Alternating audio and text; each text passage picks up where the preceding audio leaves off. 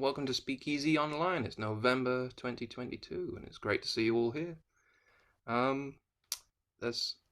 think there's only really one notice. We've got John Hegley's coming up to Carlisle again next week to do the workshop with Carlisle Writers Group and to do the gig with Errant Thieves as part of the Carlisle Folk Experience. But I think the event's booked out. So if you haven't got tickets this time, we'll try and get him to come back again, and we'll try next time. But I think a number of people have got tickets, and I think it's going to be a good night. So looking forward to it.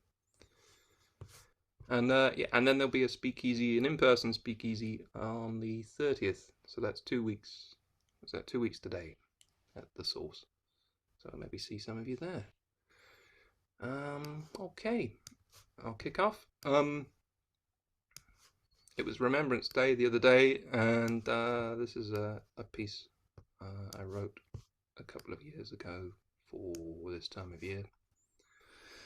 And it's inspired by the great World War I war poet, Private Baldrick, who helped me with the first line. It goes like this. It's called We Will Remember Them. Boom, boom, boom, roared the guns. Giant cannons, mechanical killing machines, cavalry chargers and foot soldiers bogged down in the putrid mud and the stench of a new kind of warfare. Fought from dugouts to barbed wire, holes in the ground, a reinforced trench. 19th century strategies played out by the top brass. Tommy and Jerry led to their fate. Send 3 and 4pence, we're going to a dance. Slaughter en masse. Uniforms of brown, khaki, grey and blue, stained with the same dark red blood bleeding through. A landscape scarred and potholed, a nightmarish depiction of hell, a hell on earth. Young men laid down their lives so liberty and freedom survives. But winds of change through fields of green and crimson will blow, where, years later, a sacrifice is remembered in those fields where poppies grow. There you are. Thank you very much. Okay, Jane, what have you got for us? Well, I haven't written a lot lately, so I'm looking back over old stuff. I wrote this one about one of those, can you hear me okay? Yeah. About one of those phenomena, I'm sure we've all had it happen, where birds fly into your window. I feed the birds here and have just about every sort of bird you could imagine visiting the garden, and inevitably we lose some that fly into the windows, and this is called Blackbird Bye-Bye. A young female blackbird explodes on my window, comes down like a star. I watch her closely at a distance, as I've done for other birds who can cuss here on my house, then nest into the gravel. Her open tweezer of beak remains stuck. Her eye dulls. She stretches as if basking and rolls over stiffly on her side. Garden clogs on wrong feet, I run to scoop her up, crooning and massaging in whispers. Indoors, a blurred new planet of swan-necked faucets, trees of mugs, a wet beach walkway of draining board. This could well be the last sliver of anything she sees. A light orthodontic spray of tap water spatters from the piano of my fingers, beads her head and beak. Silently, she speaks and swallows. Her blind eye rolls up halfway. A ball bearing of water hits it, like a blackbird splays on a window. I wonder if her neck is broken. I say things I wouldn't normally say. I stroke her head with my forefinger. This is completely for myself. We go outside. I take her in. her overlapping tweed of covering still pillowed by some young feathers furred at the quill, a chest like stitched moths. She feels heavy in my lap, as if soaking through the cloth, though she is oiled shut and as light as sherbet. A claw grips my middle finger. She hinges upward on one leg. I check beneath her. The other one's a child's lifted crab of helplessness. Emboldened, I stack her shuffled tail, make her neat for whatever's next. She moves her neck, not broken then. She fixes me with her full beam, the shutter of her third lid back in action. A rainbow judders up the lens like a lantern slide. I withdraw my touch while she tries the wing on her good side, like a dancer extending a pose. It works. The curled arachnid of her clutch leg begins to flex. She wobbles up. Wait, you haven't tried that other wing. But that too works. As far as the guttering, she sits unusual, back to me, for about as long as she had me captive.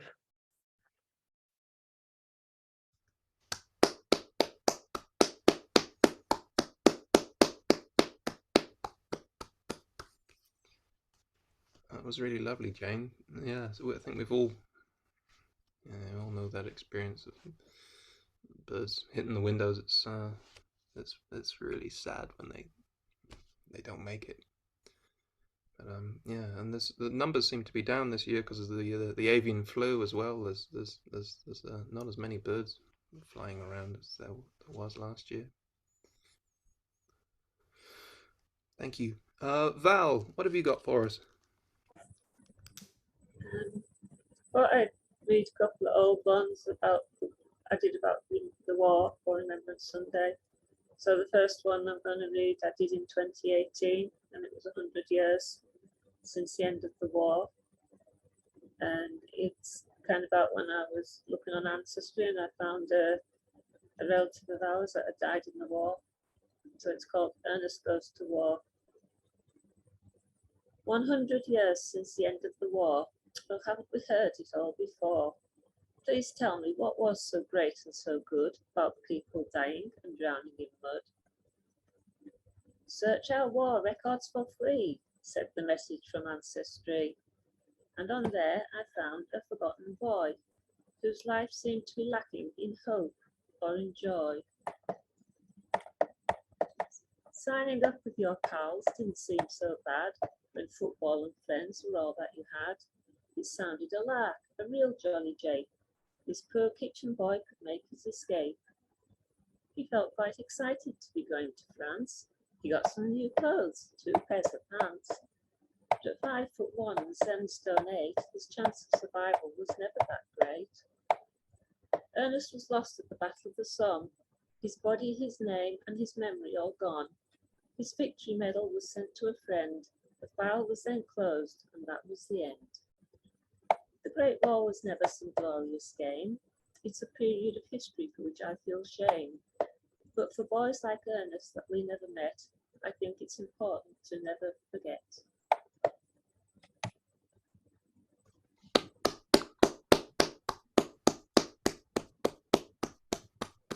Quite right, Val. It's important never to forget. Thank you for sharing that. Yeah. So, yeah, I was thinking within what's been happening the last 24 hours, I mean, it's even more frightening and important to remember the conflicts of the past and not, try not to go there again. But thank you. It's a really powerful piece, and that's really lovely. Thank you for sharing it. George, have you got something for us? Yeah, thanks, Phil. I've just changed what I was going to do because of the things that you and Val have read. And if I read this before, I do apologise. I can't remember if I've read this before. I posted it on Facebook, and I was driving out towards the motorway near me, and just as I went up the slip road, along the verge, or actually the central island, was just a row, not a row, wild poppies growing. I'm saying wild poppies, but they may well have been sown by the road people. But anyway, of poppies. And this is laid out as 2 columns of poppies. There, wild poppies grow, along the roadside, swaying slow in gentle breezes as I pass. Lift their reds, a mile of smiles, to see the verge burst with life. How small these flowers, how deep they burn like embers in the heart. So quickly gone their trace, that faint mark, once so bright, ashes of a flame made dreams which flared and danced. Thanks.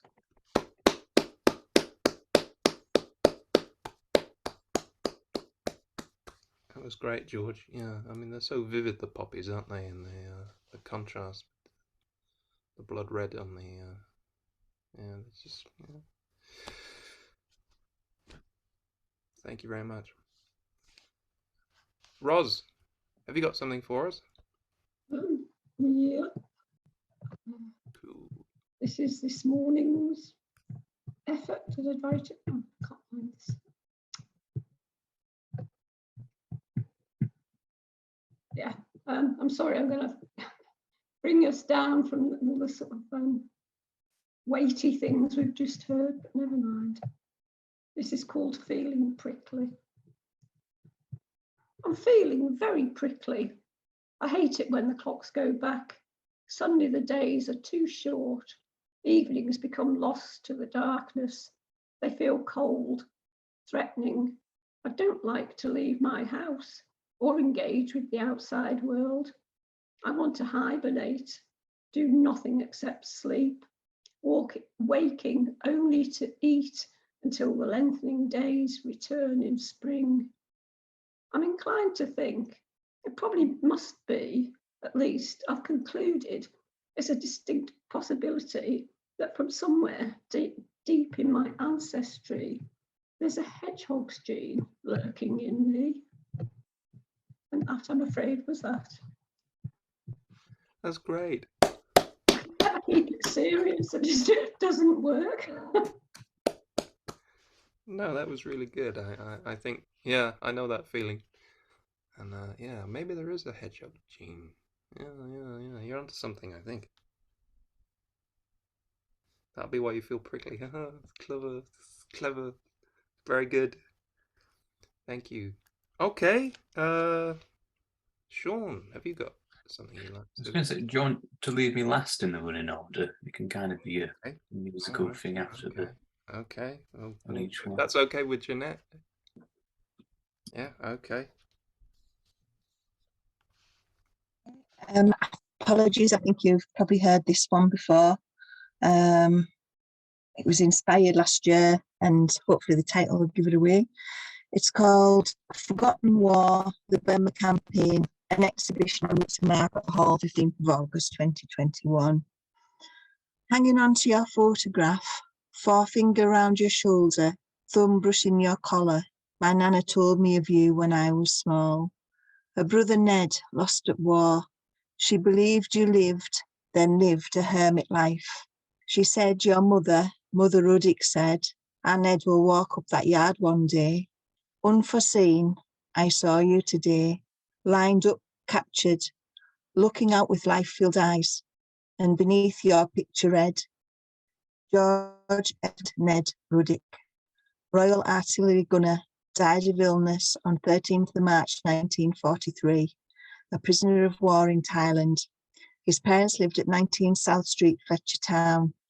In Kanchanaburi War Cemetery, he is remembered. And there's his photo there. Oh wow! Yeah. I got a shock of my life when I saw him on that exhibition, because I always believed, like my nana, that he'd survived and become a hermit, and there it was last year, the truth. Wow. It's sad. That's incredible. Very sad. It's so moving, isn't it? The stories, yeah. And that was that exhibition they put on in the little centre there, was it? Oh, yeah. Wow.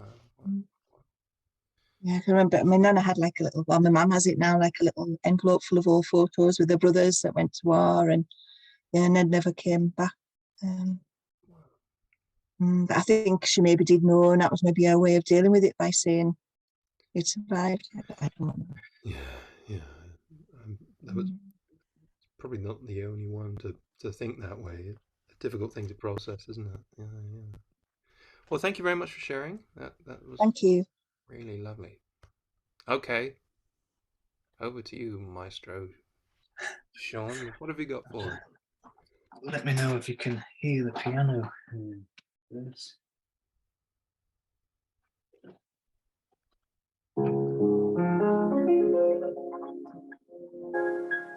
Seems pretty good, Sean. Seems pretty good.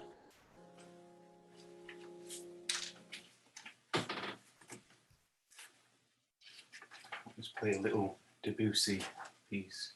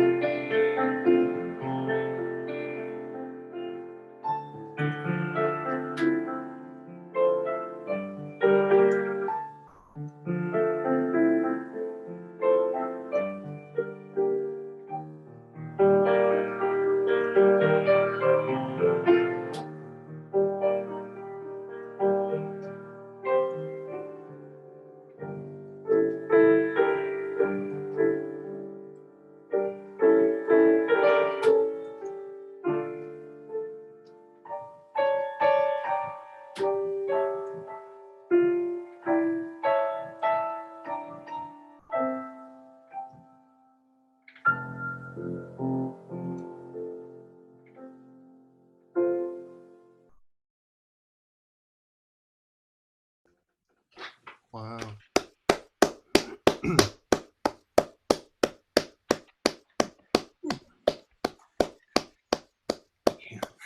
That was fantastic. Thanks, man. That was really, really cool. Really good. That was Reverie by Debussy in 1890. I think it was used in the Westworld TV series. I think it's a little theme whenever character was going into a dream kind of sequence. Yeah, it has that sort of dream quality to it, doesn't it? Yeah. Wow. Well, yeah, and that was beautifully played. So, thank you very much. Okay. We've finished the first circuit. We can maybe go around again. We've only got about 4 or 5 minutes, so I'll keep an eye on the time. Then we'll have to sign back in. But that was really cool. I got this one. Well, these are inspired by the Wall 3 Words project that's been going the last few weeks, and there's now an exhibition at the community centre in Brampton, which just started on Monday night, and it's there for a month. And they've been engaging with local artists and schools and people to produce artwork celebrating Hadrian's Wall, the 1900 anniversary, and using the What 3 Words app, where the world has been divided up into these 3-meter square grids and 3 words assigned. And they said if you could look up the wall from between Lanercost and Bird Oswald, just use that section of the wall and see what inspiration you can get from those patches of 3 words.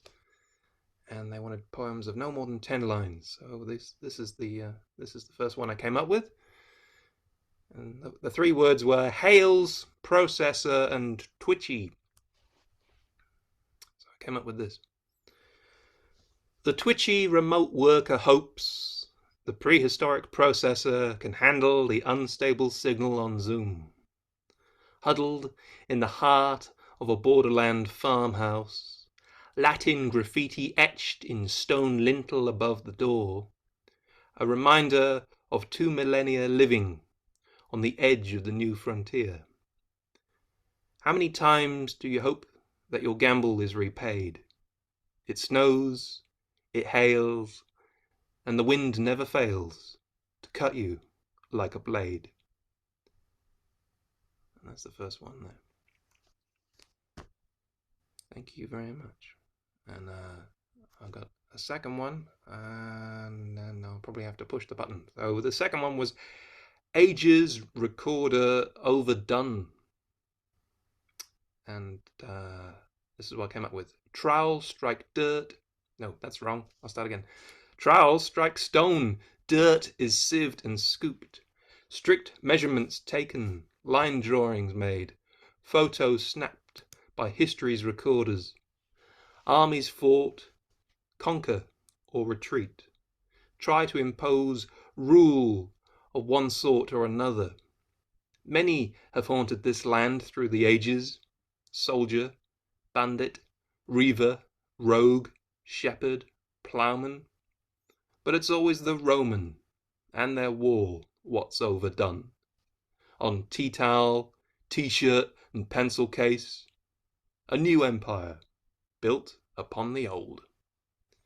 And there you are. And that is actually one of the grids at the Bird Oswald site, so I thought that might not get in. They might not take kindly to that. I don't know. They let it through. It got through the net. So yeah. All right. We've only got about a minute. I'll push the magic button if we all sign back in, and we'll pick up again with Jane.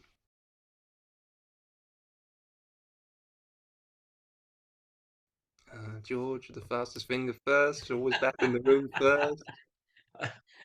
I've learned to actually keep the email with the link on it open on the back of the screen. Very smart, George. That's very smart. You should have been on Who Wants to Be a Millionaire, though. You're always like, da, da, da, da, back. No, don't. Oh, God. Oh. Apart from the fact I'd probably chin Clarkson, I don't know. Hey, we'd pay to see that.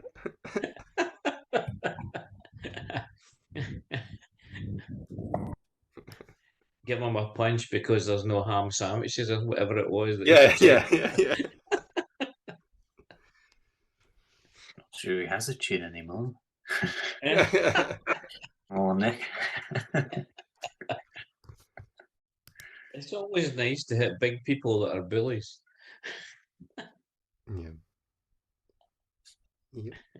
Sorry, I didn't do that very often. I hate that. Yeah, George, it's all right. You know, Glasgow, Paisley, we know what you like. You don't actually, with a bully, you don't usually have to hit them. You just have to look as though you might. That's true. That's true. Wisdom. There's more wisdom coming out tonight, folks. There we are. Oh, like George, it's like sat there as a Confucius giving us advice. Yeah. Is it me, Phil?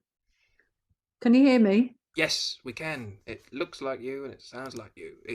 I'm It- suggesting it's you. No, it says John. Yeah, I know. Oh, I'll change that. You read and I'll change it.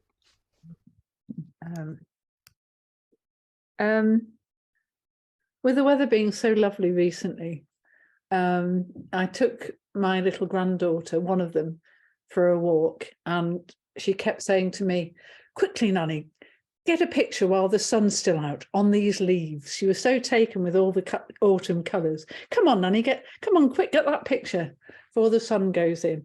And she was making me laugh. She's only 5. And it made me think of, when I was thinking of what to do, as quite an old poem that I wrote when her mum got married to her dad. So I think I'll read that. It's really about the locality where we live here in West Cumbria. It's called You Are Here.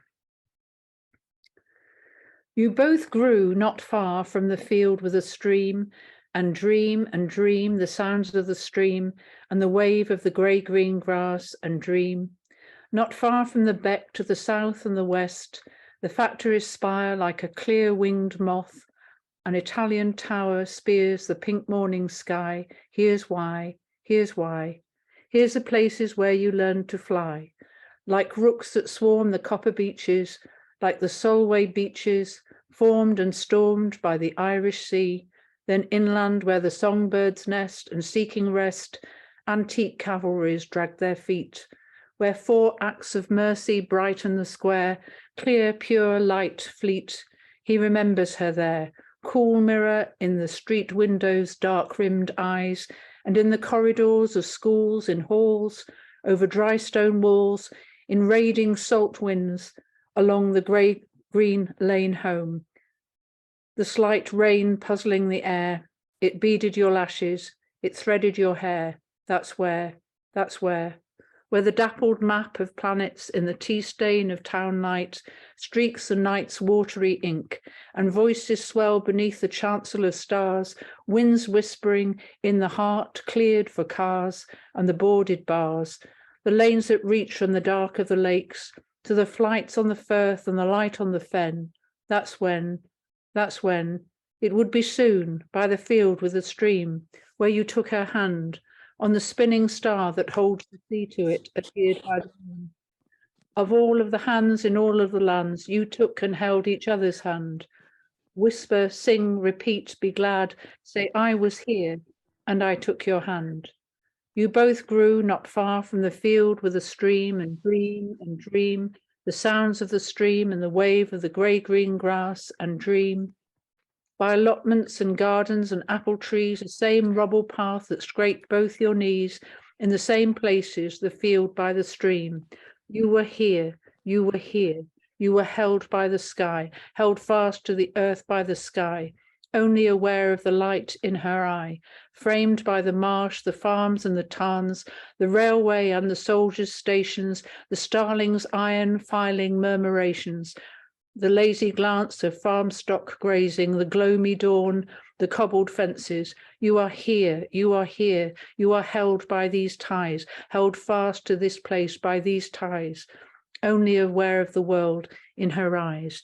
You are here, you are here, yours are the footprints that stop at the sea, yours is the time that blows through the sand. You fill all the spaces with all of the dreaming and have only these answers to all of the questions, each other, the gleaming, the touch of the hand. Wow, Jane, that was beautiful.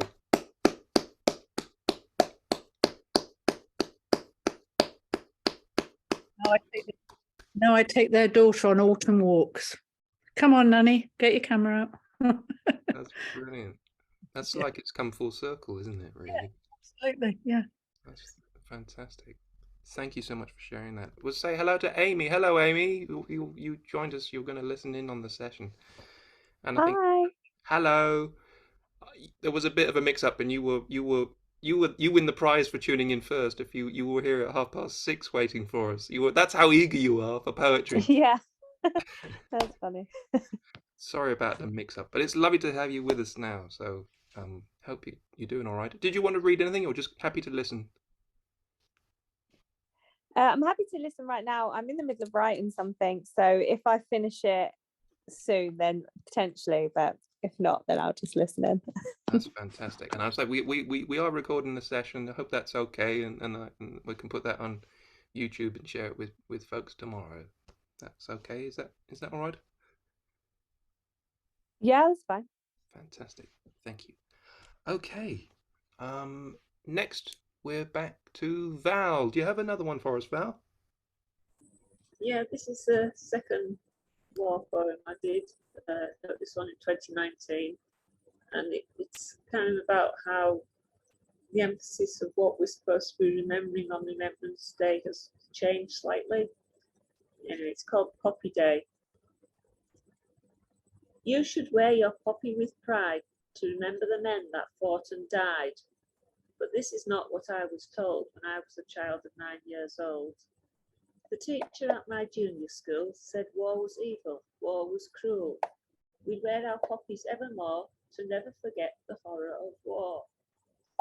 No more wars is what she said, no more soldiers lying dead.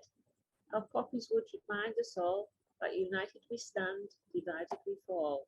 But the Falklands was our first attack, followed by war against Iraq. They forgot that they had said before we'd have the war to end all war. So yes, remember our brave men, but pause a while and think again. Never forget the horrors of war, because this is what the poppy is for. Wow, that's great.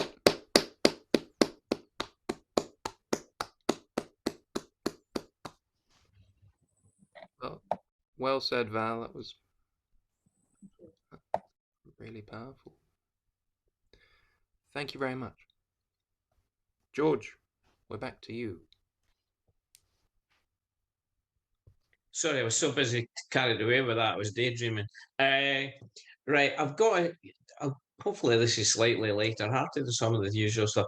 For any of you that know Glasgow, there's the west end of Glasgow around the university, and the main street that runs down that is Byers Road. So I've got a corona of sonnets, which I think is 12 sonnets, if I remember correctly. Corona is each sonnet, the last line of each sonnet is the first line of the next, and then the last line of the last sonnet is the first line of the first. So this is down Byers Road. Apologies for the Scots accent here, but down Byers Road. A chancer's hope. Oh, missus, from yon poshy tenements, down Byers Road I watch ye strut and sway, with clicking heels and smelling o' Garlay. Ye giggle, shimmy, seeking compliments. Of course, I ken it's never your intent to pull the likes o' me, nae way, Jose. I bet you've wondered what it's like to play with bits o' rough.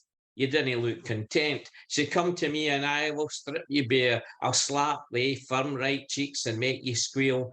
Oh, they dark dreams and lusts I'll satisfy. One night with me and you'll be back for mair. You'll realise what passion can be real.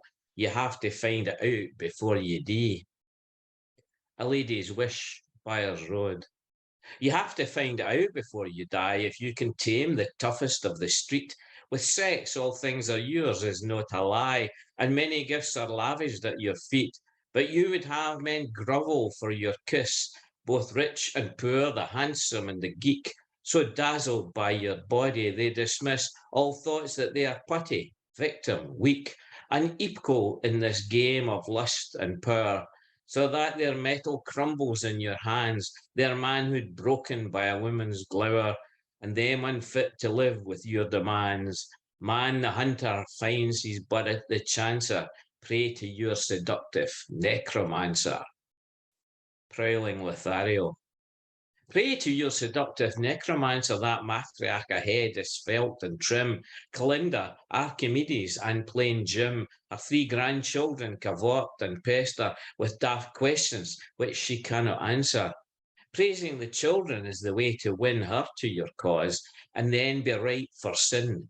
Time to overtake by strolling faster, compliment her brood, flash your famous smile, jacket open to show Yves Saint Laurent, suggest a night of culture with a play in or in war, then flirting for a while. Madam, you fill my heart and soul with song.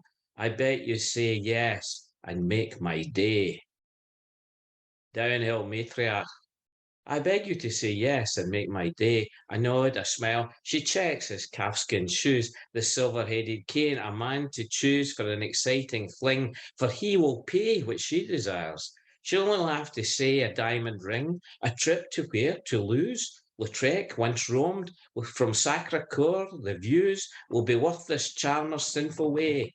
Her husband, Jim, a boring architect, is happy with his church and golfing mates. She'll tell him she is singing in a choir, will serve him right for the years of neglect, candlelit dinners, romantic sensuous dates. Is this the man to reignite her fire? I'll stop there. Thank you.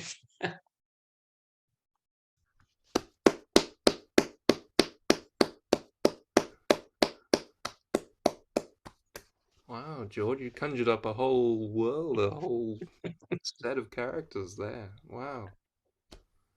If you can envisage a kind of bohemian area, but slightly encased in Scottish Presbyterianism. Yeah. Conjured that. That's great. So is there some more in the sequence there as well? Yeah, there's another 8. I think it's 8. I think it's 12 sonnets. It kind of takes us from the first young guy watching this woman, and it ends up with a lecturer embraced in sin and being blackmailed to give him a first. Wow. So there could probably have been a content warning on that. Sure. Sorry, never thought of that. Well, it's too late now, isn't it? Just put in the bleeps. Bleep.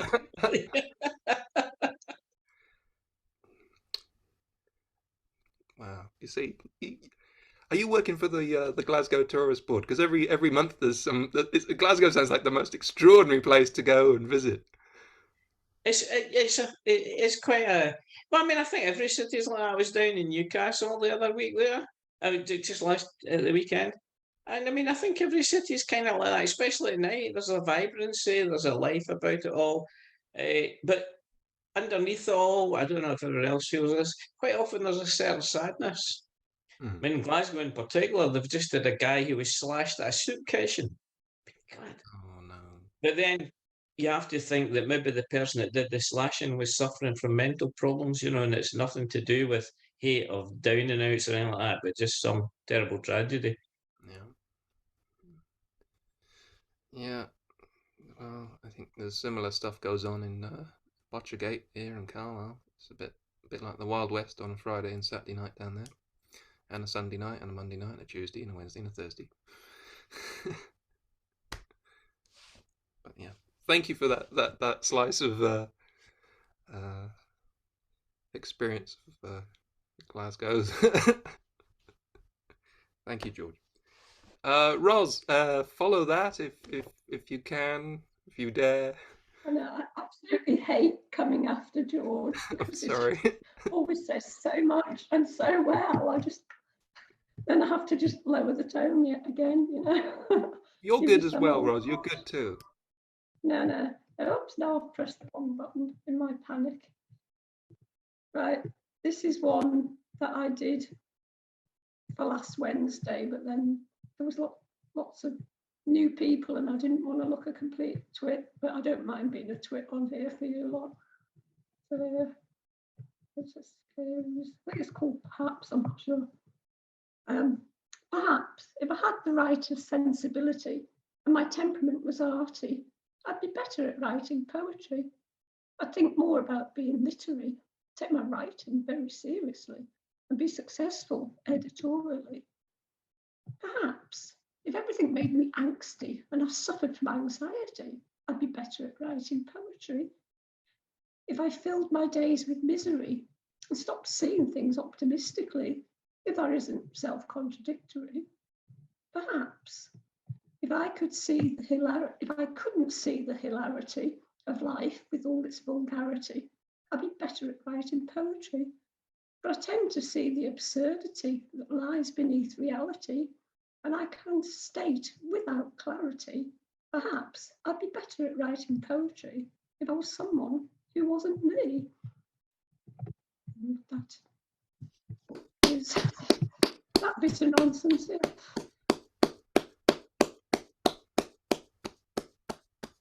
Ros, you're terrific at writing poetry just the way you are. Thank you very much. That's so clever. I mean, your observations and the way you run with an idea and sort of articulate it and dissect it and stuff. That's very clever. You don't have to be miserable to write poetry. That's what we've learned today. Thank you, Ros. Okay, Jeanette, back with you. Excuse me if I don't pronounce the poet's name correctly. I'm going to read somebody else's here. I wish it was mine. It's called Although the Wind by Izumi Shikibu. Although the wind blows terribly here, the moonlight also leaks between the roof planks of this ruined house. That was it. Oh, very good. Yeah, it's lovely, isn't it? And it was read very well as well. It was read beautifully. Oh, thank you. It was so short. Can you read it again? Because it was over like that. Well, it's called Although the Wind. Although the wind blows terribly here, the moonlight also leaks between the roof planks of this ruined house. Wow, that's amazing, isn't it? Yeah, yeah, full of hope. Where did you find that then? In the Poetry Pharmacy book of poems. Yeah, I think it's the first version. Yeah, there's like a little poem for every little, I don't know, everything that life throws at us. There's a poem for it within that book. There's something to be said for the short poem. I'm not very good at short, but your poems are beautiful, but they're long. And I was asked if I'd done that 3-word thing for the wall, and John said, "Of course she hasn't. 10 lines is throat clearing for Jane." What a supportive chap he is. Yeah, no, it's not. It's inappropriate. Oh, goodness. Thank you very much. That was lovely. All right. We're checking with Amy. Hello, Amy. Are you still writing something, or have you got something to share, or are you there? Sorry, my my phone just turned off then, so I had to unlock everything. That's I am still writing it, but I'm like, I don't know whether I should just sort of. Have you got other people to share? We can go around again. I'm Sean's going to do some more music for us in a minute, but I wondered if you wanted to share anything, or we can. Yeah, okay. I'll just share the first. It's not finished yet, but okay. So it's called Unrequited Love. So don't judge it. It's literally been written in the last 5 minutes. I love him. Oh, sorry. I love you. I hate you. I love you. I'm lost. I don't know what is true. All day, I feel this deep yearning. All night, I dream about you. I love you. I hate you. I love you. Your eyes, they make me so blue. You look at me deeply and intensely, like you see something I never knew. I love you. I hate you. I love you. Yet still, I don't know what to do. I'm stuck in this place of confliction, in a love unrequited but true. That's all I've wrote so far. Wow, and you've just done that in the last 5 minutes. Brilliant. Thank you. It's Very poetry. nerve-wracking reading out loud, isn't it? It feels very exposing. Well, yes, it is a little bit, but you read that beautifully, and thank you for sharing it. And whoa, that's amazing. It's like poetry written live before our very ears. I mean, that's fantastic. Thank you. I will put myself on mute now. Okay, no, that's carry on. More poetry. That's great. Thank you very much. Okay, Sean, do you have another piece of music you would like to serenade us with, or? Yeah, on the love theme, I think there's something I can do. Cool, cool, cool.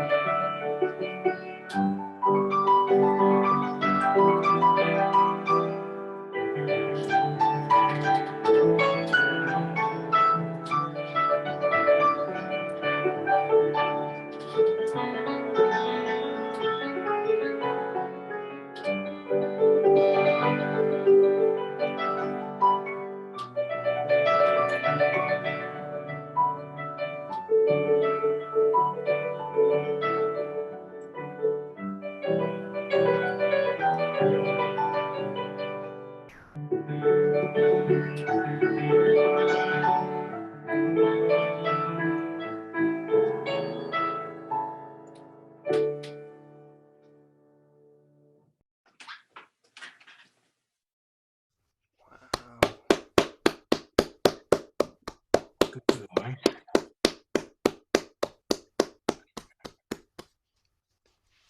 That was great.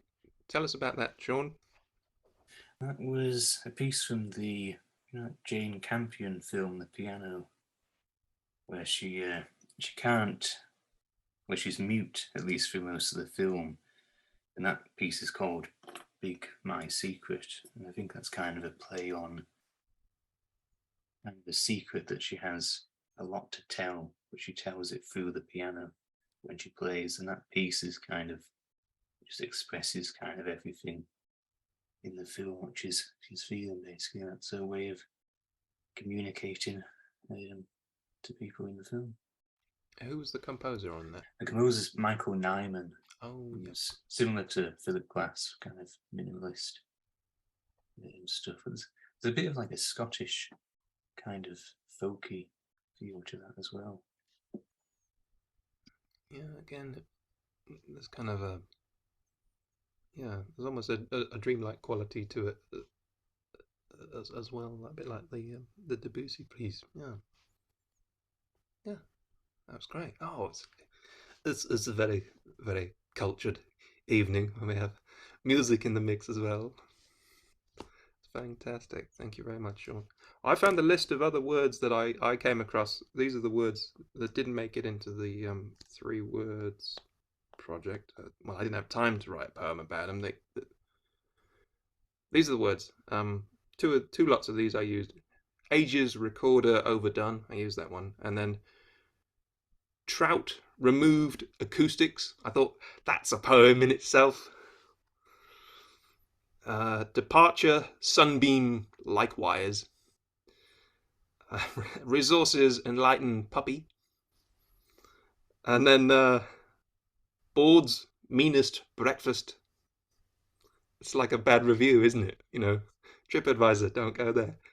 And then Gazers lost weddings. And then the last one was Hale's processor twitchy, which is the one I used. So yeah, what strangely evocative words they were that this is in this What 3 Words app. There's just say again.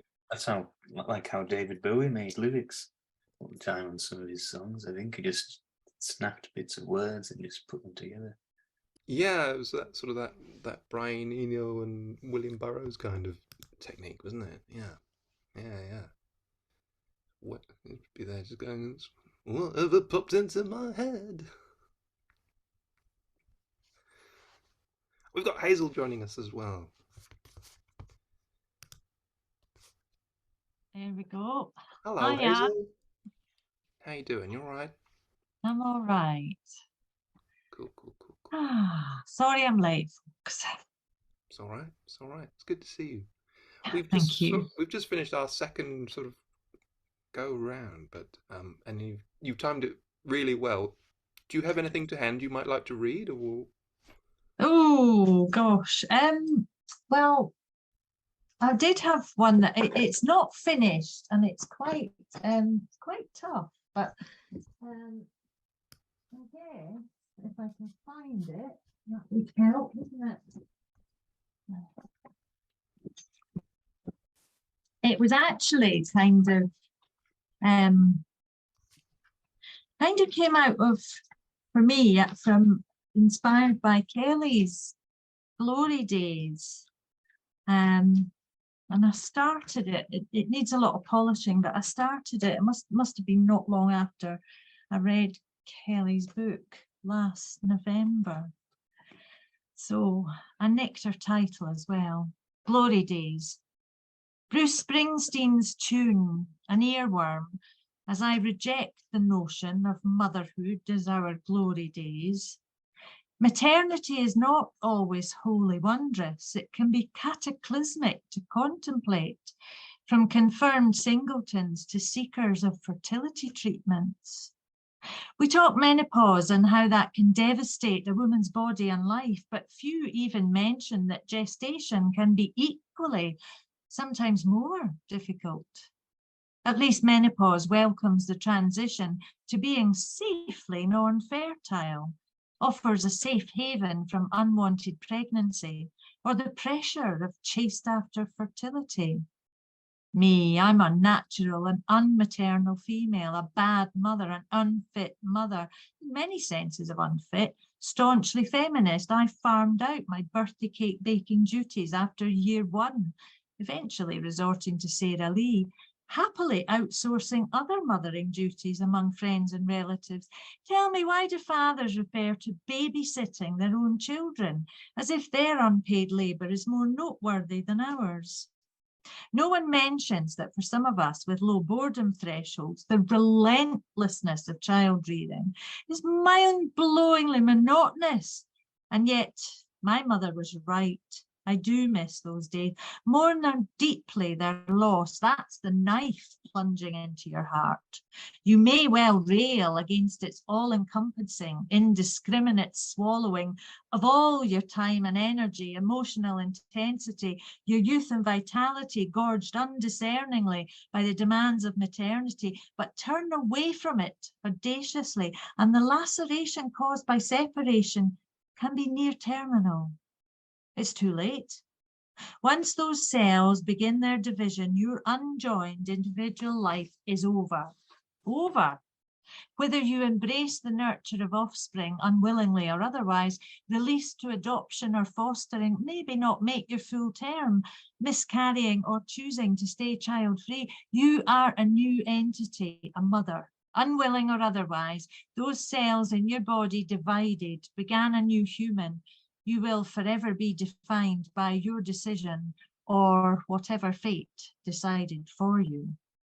Glory days, the best of times true, but the worst of times too.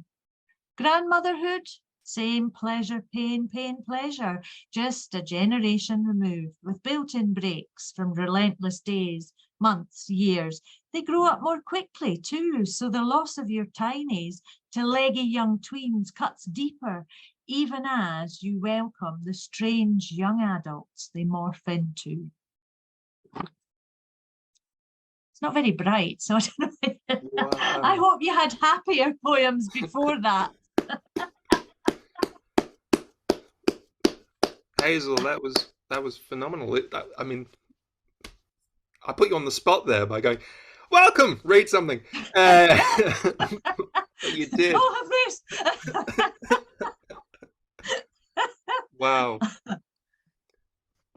that was great. Anyway, I guess something I feel quite strongly about, because a couple of the young women I work with are just having such a difficult time because their pregnancies are so not what they thought they would be, and it's just, you know, it's really hard. But anyway, it's, Have you given them that poem to read?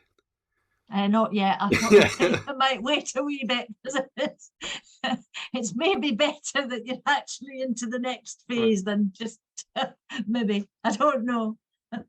You see, think it's bad now, just wait. That kind of turns me a bit into one of the Macbeth witches, does it not? No comment.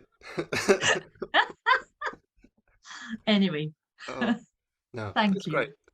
Thank you for sharing that. Really lovely. Thank you. Thank you. All right. Well, I've got a piece here that I was going to see if it might follow on. I don't know. It's called Monsters, and see what you make of it. Strange beasts and unfamiliar creatures are not monsters. They may be different from public perception or generally held views. With more care and understanding, we'll discover that while they may have other customs, or perhaps don't look the same, we have things in common, share many of life's aims. Embrace the unusual, the colourful, value the difference. Extend a hand of welcome, and remember, just because someone may be different, that doesn't make them evil. Real monsters can look like me and you. They don't have forked tongues and pointed tails. They act like people do. Beware the narcissist, twisting the truth so everything comes back to them. Watch them deride and denigrate anyone who threatens their position. They guard their authority most jealously, while pushing their own agenda, stirring dissent, creating false narratives until it would seem that they're the obvious solution. They'll get inside your head, pretend to sympathize, but they lack compassion. They rationalize and normalize, manipulate and feed you lies. Takes too long to realize. It's all about where the power lies. They can be world leaders, dictators, purveyors of ideology. There's so many ways to take control. Real monsters will greet you with a smile, claim you as a friend, but you're really their means to an end as they seek to own your soul. Wake up, open your eyes. Don't disregard the signs. There are too many people promising undeliverable dreams. Choose your own purpose. Choose your own mind. Choose your own destiny. Choose your own path. Choose to change your mind. Choose to banish the monsters. Choose a better world. Choose a better future. Choose to question what you're told, by whom, and why.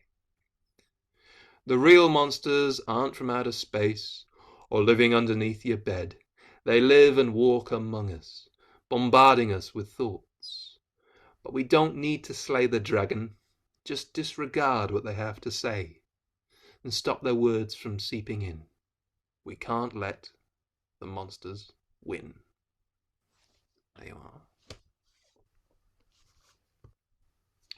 Thank you very much. Okay. We've got about just under 3 minutes. Is that enough time for you, Jane, or should I push the magic button and we can sign back in and you have plenty of time? I'm going to read somebody else's, but I don't know how long it will take. Perhaps about 3 minutes, but I'm not sure. We'll maybe push the button, shall we? Yeah. Yeah, we'll be on the safe side. Okay, that's great. I'll push the button. Just use the same link to sign back in and we'll pick up again with everybody in a minute.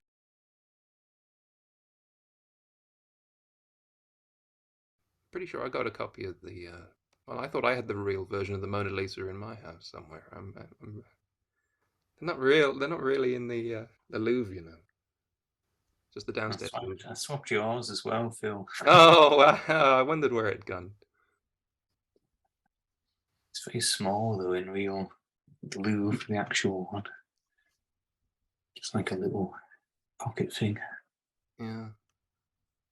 We had an army of acolytes in a basement churning out little paintings for the tourist trade. Yeah.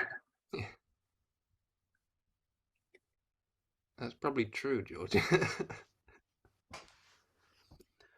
Well, I don't see Amy. Do you want to start, Jane? And if Amy joins in, then she joins in. So, what have you got for us, Jane? Well, Hazel wasn't here, but my romanticized version of motherhood and being a grandmother were in direct contrast with everything she had to say. But I'm going to keep that theme. I lost somebody very recently who was probably one of the most important people in my life. And I thought of this poem. It's written by Emily Berry in Stranger Baby. And it's actually about the death of her mother. I've still got a mother who's alive and kicking, but it's about loss, really. And it's called Canopy. The weather was inside. The branches trembled over the glass as if to apologize. Then they thumped and they came in. And the trees shook off everything until they were bare and clean. They held onto the ground with their long feet and leant into the gale and back again. This was their way with the wind. They flung us down and flailed above us with their visions and their pale tree light. I think they were telling us to survive. That's what a leaf feels like anyway. We lay under their great awry display and they tattooed us with light. They got inside us and made us speak. I said my first word in their language, canopy. I was crying, and it felt like I was feeding. Be my mother, I said to the trees, in the language of trees, which can't be transcribed.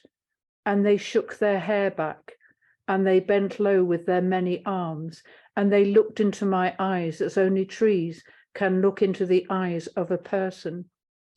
They touched me with the rain on their fingers till I was all droplets, till I was a mist, and they said they would.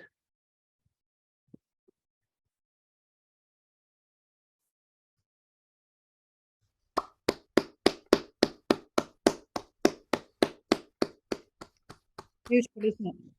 Yeah, absolutely. That's terrific.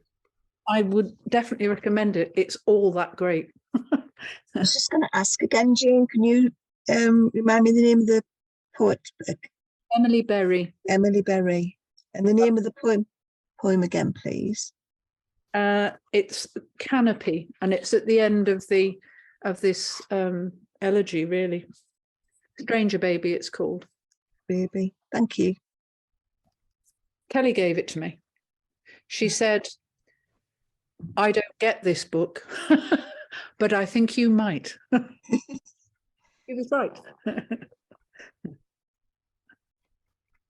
Yeah, thank you for thank you for sharing that with us. What a find. You'll have to read some of the other poems to us another time. Yeah. Cool. All right. Val, we're back with you. Do you have another one to share with us?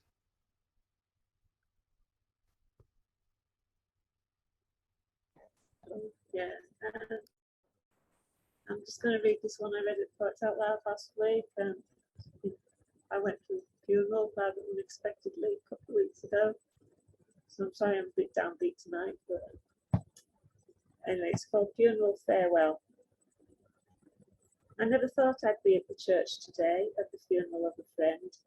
I'm trying not to cry as I say goodbye at this unexpected and untimely end.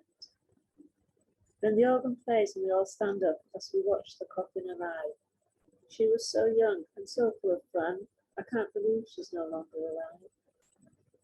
The wreaths of flowers so prettily displayed, the hymns uplifting and strong.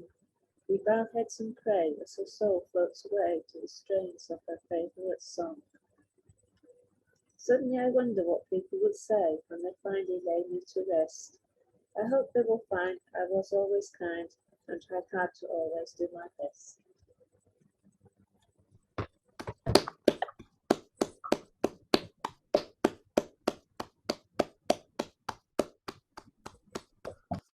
That's really, really nice, Val. Thank you for sharing that.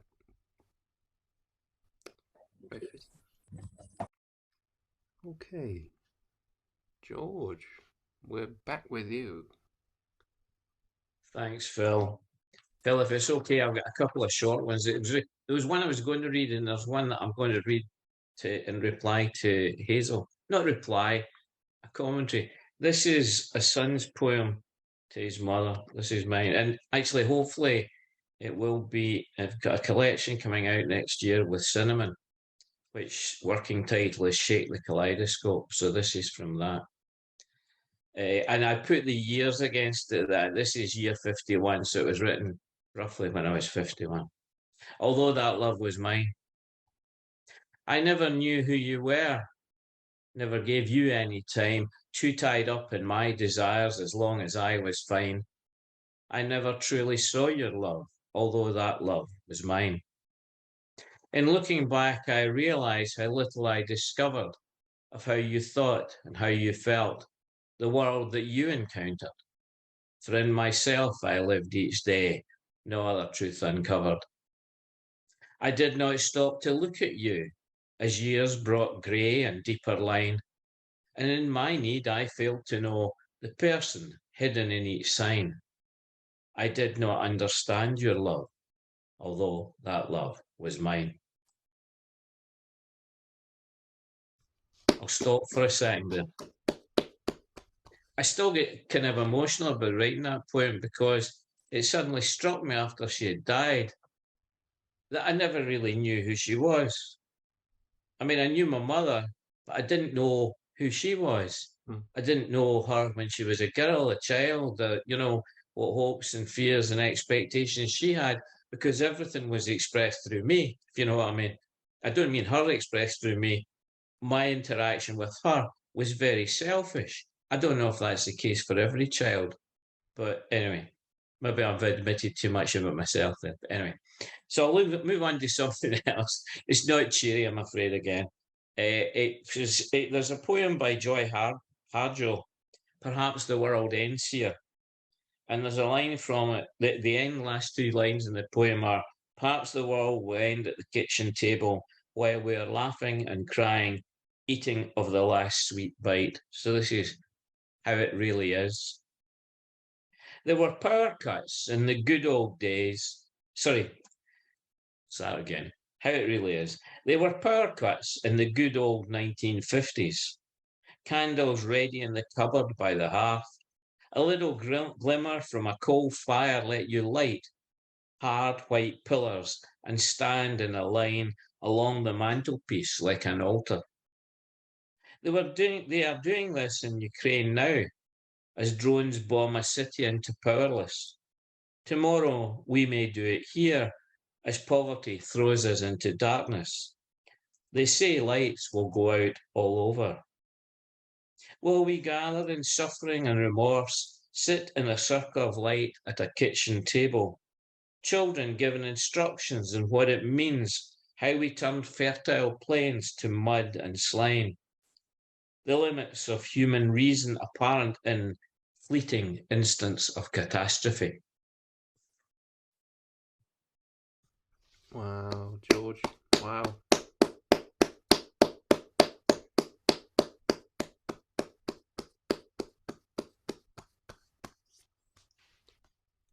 Wow. Yeah. Wow. Well said, George. I mean, you draw some very strong parallels there, and yeah, well said. That's great. I was going to say, coming back on your point about children and how they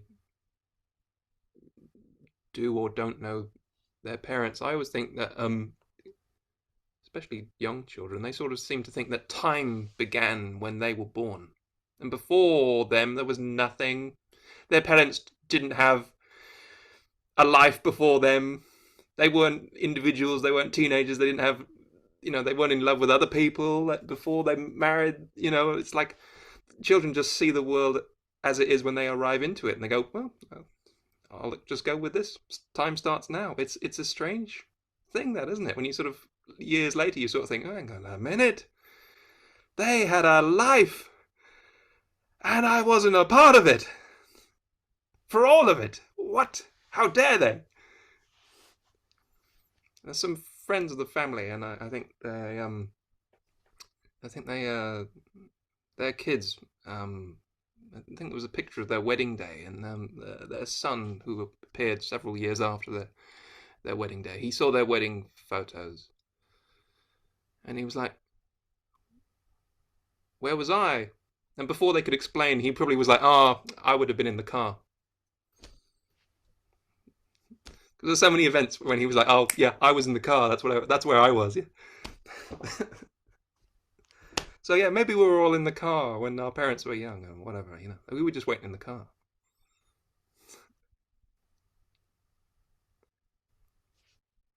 Thank you, George. It's the people that you know. The sad thing is that often you only actually discover so much about them when you go to a funeral. Yeah. And at the funeral, people start telling you about things that they did when they were teenagers or young, and you suddenly go, "Oh God, did he do that? Or she do that?" Yeah, it's funny, that, isn't it?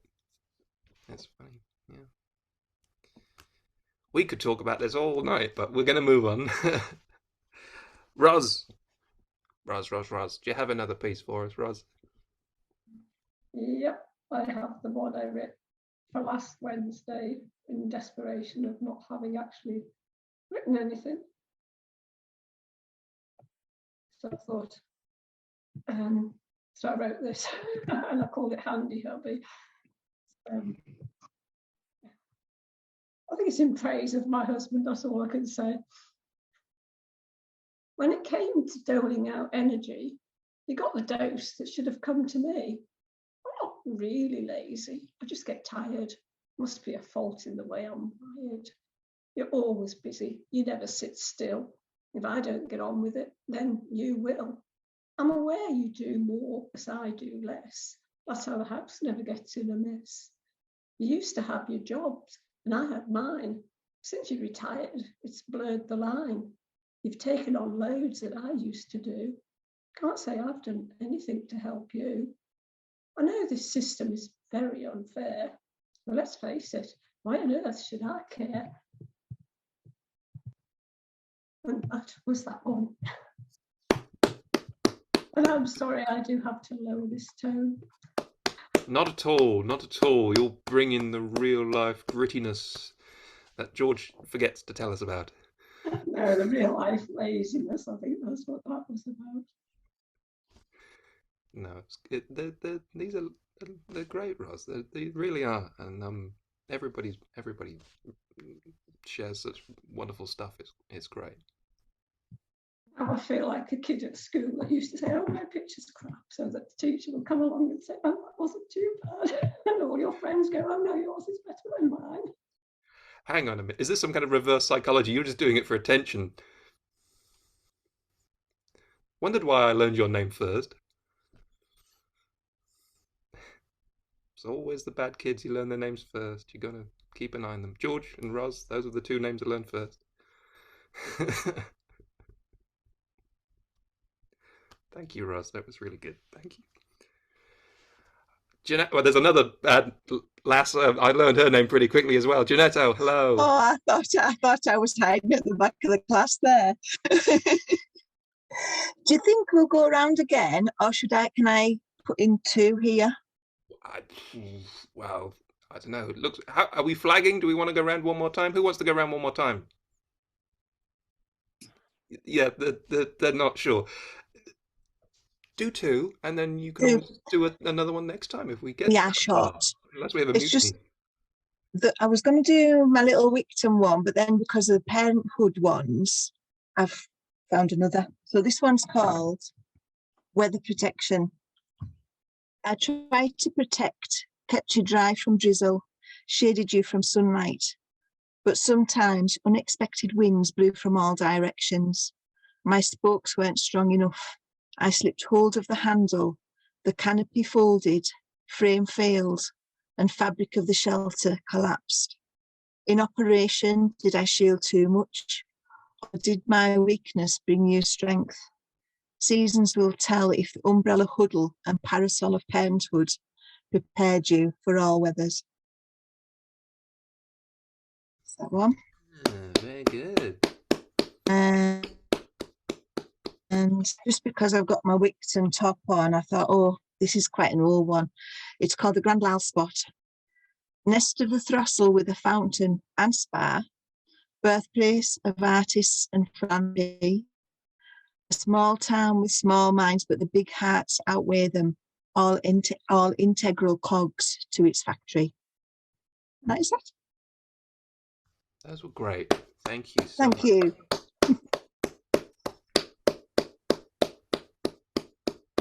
That's fantastic.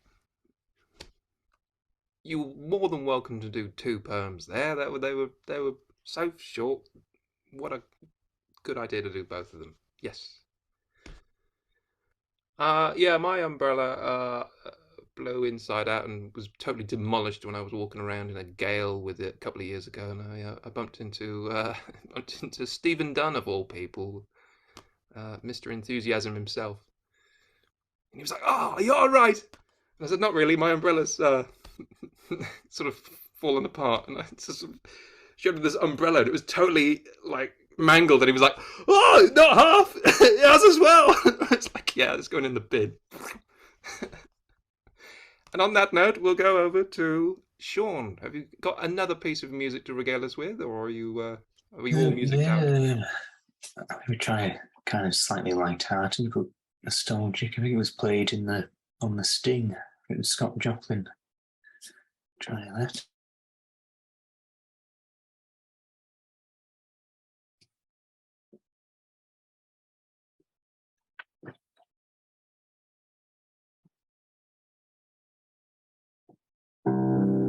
you hear me all right?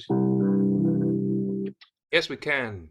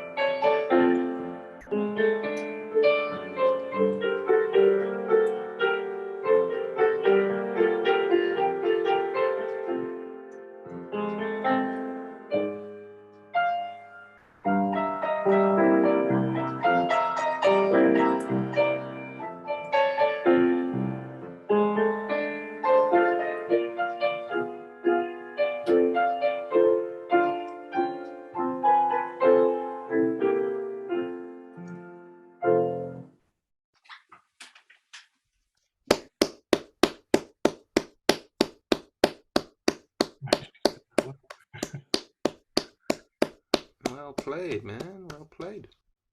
Yeah, that's really good. You're going to go out and do some kind of con now on Dexter's. On the local gambling in Carlisle scene.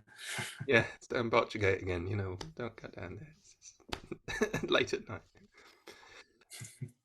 Good stuff, Sean. You're available for events and weddings and parties and christenings and all sorts. Yeah. Oh, fantastic. Thank you very much. Okay, Hazel, do you have another piece for us? I think you're on mute there, Hazel. I do that all the time. Mind you, sometimes it's probably not a bad thing. I thought I'd read this one because it's not mine. It's one of Chrissy's poems, but it's one I hadn't come across until she sent me some new material for putting together for her last collection. And so this is the first one in that collection, although it probably won't be first in the actual published order, but it was the first one I read anyway. It's called Mistakes and Sudden Inspirations. It's a Kerouac line, but it whines like a Tom Waits lyric, laconic as Bukowski's urban scrawl. Errors and inspirations, I think sometimes they are the same. I could list my mistakes and it would read like the litany of my life. And every folly has bought me bliss. Every time I climb a perilous crag, instead of following route signs, I find another hand outstretched. And the views. How could I ever see these rainbows and sea falcons, the distant misted mountains, blood-red moon and awesome dawns, from that sedate, sensible path that leads without mistake from schooling until death? I choose the clumsiness, the confusion, the impetuous risk. I will get drunk at noon and dance at funerals, especially my own. I will climb waterfalls and slide down torrents over boulders. I will collect my mistakes in a big scrapbook and label it mistakes and inspirations, and I will use an indelible pen. So that's that one.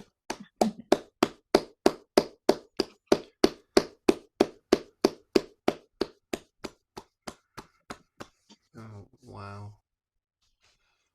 I hope that that collection comes together swiftly and Well, we're hoping that we might have a physical imperfect copy within the week.